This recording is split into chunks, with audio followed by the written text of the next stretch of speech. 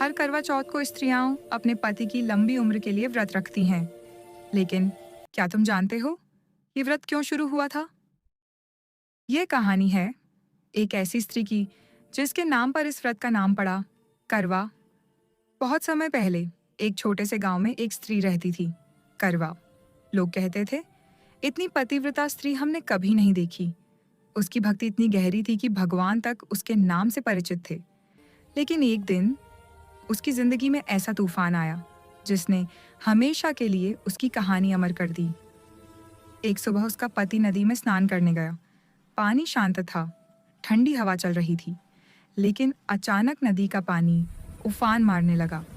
पानी के भीतर से एक मगरमच्छ निकला, विशाल और डरावना।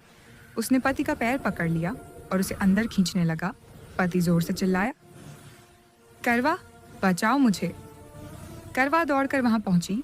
उसने बिना सोचे समझे नदी में छलांग लगा दी।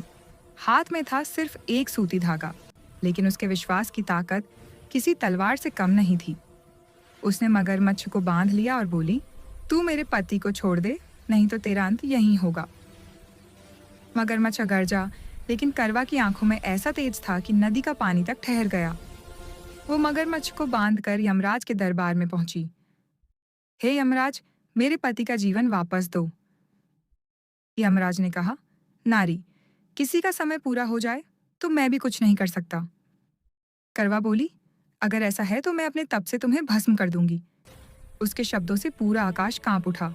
यमराज समझ गए, ये कोई साधारण स्त्री नहीं है। उन्होंने मगरमच्छ को मारा और पति को नया जीवन दे दिया।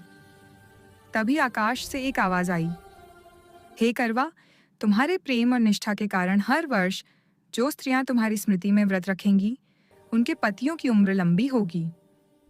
और तभी से शुरू हुआ करवा चौथ का व्रत।